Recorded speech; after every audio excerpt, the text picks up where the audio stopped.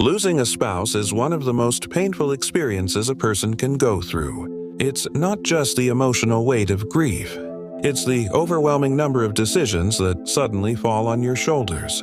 In the midst of this pain, it is incredibly easy to make choices out of loneliness or pressure from others.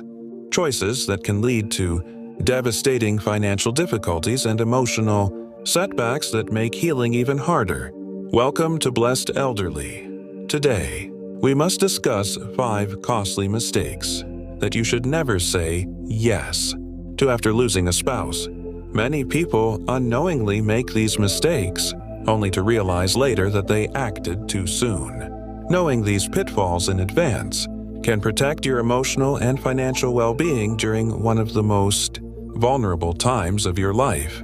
Before we dive into this critical advice, please take a moment to subscribe to our channel. Our goal is to provide you with the strength and wisdom to navigate life's most challenging chapters. Now, for those of you who have walked this path, I want to create a space for support. Comment below.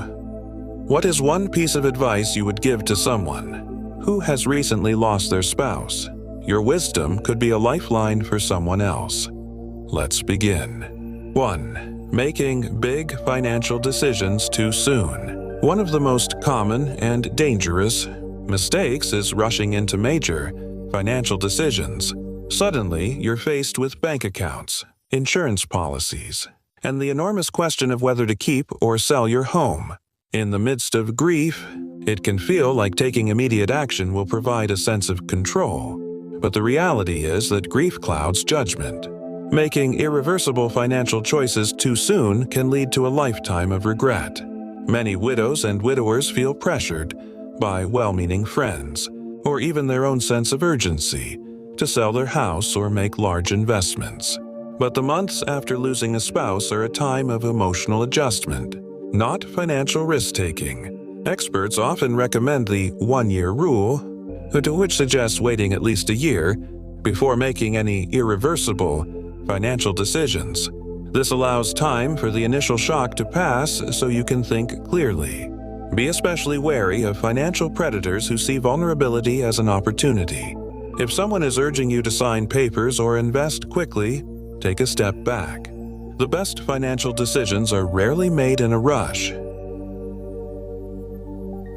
2. Isolating yourself from friends and family. After losing a spouse, it's natural to want time alone. But while solitude is important for processing pain, completely shutting out friends and family can lead to a deeper sense of loneliness that makes healing harder. Isolation can quickly turn into a pattern that's difficult to break. Human connection is crucial for emotional well-being, especially during times of loss.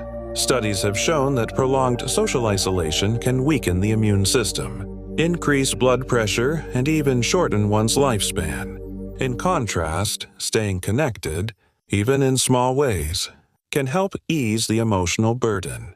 The key isn't to force yourself into big social situations before you're ready. It's about taking small steps. Answer a phone call. Go for a short walk with a friend. Join a support group. These little actions can keep you from slipping into deep loneliness. Your loved ones may not have the perfect words, but their presence alone can make a difference. 3. Ignoring your own health and well-being. When a spouse passes away, many people become so consumed by grief that they stop paying attention to their own health. It's easy to put off doctor's appointments, skip meals, or let daily routines slip. Some people even feel guilty about taking care of themselves. But neglecting your well-being doesn't honor the one you lost. It only makes your journey forward harder. Grief affects the body in profound ways. Studies show that losing a spouse increases the risk of heart problems and weakened immune function. The stress of grief can lead to high blood pressure and disrupted sleep. It's crucial during this time to make small choices that help your body stay strong. Try to eat regular, nutritious meals, even if you don't have an appetite. Stay physically active, even if it's just a short daily walk, as it has been shown to reduce stress and boost mood. And please, do not neglect medical checkups. This is the time when taking care of your health is more important than ever. 4. Rushing into a new relationship. Losing a spouse leaves an emotional void that can feel impossible to fill. The loneliness can be overwhelming, and the idea of finding companionship again may seem like the only way to cope. However, one of the most common mistakes is rushing into a new relationship before fully processing your grief. When emotions are raw, the risk of entering a relationship for the wrong reasons is high. Many people unknowingly look for a partner not because they are truly ready, but because they are seeking to replace what was lost or escape the pain. A new relationship should be about genuine connection, not just emotional relief. It's also a time of vulnerability. Unfortunately, there are people who take advantage of those who are grieving. It is essential to trust your instincts and take your time. If someone is pressuring you to commit quickly, that is a major red flag. There is no deadline on healing. 5. Holding on to every possession without letting go. One of the hardest things to do is deciding what to do with your spouse's belongings. Every item holds a memory, and the thought of letting go can feel like losing them all over again. Many people keep every single thing exactly as it was, afraid that changing anything means erasing the life they shared. But while it's understandable, keeping everything indefinitely can sometimes make grief heavier and prevent emotional healing. Holding on to sentimental items is natural, but keeping an entire home untouched for years can turn a house into a shrine of grief rather than a place of comfort. Letting go doesn't mean forgetting. Start small. Choose a few meaningful keepsakes, a piece of jewelry, a favorite photo, and create a special space for them. Then, when you feel ready, begin sorting through other belongings. This decision should always be on your own timeline. Do not feel pressured by others. Letting go in small, thoughtful ways is not an act of forgetting. It's a step toward honoring their memory, while also making space for your own healing.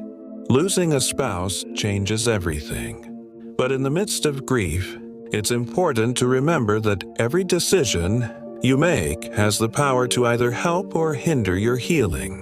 That's why saying no to these 5 things, rushing financial decisions, isolating yourself, neglecting your health, jumping into a new relationship too soon, and holding on to everything, can make a significant difference in your ability to move forward with strength.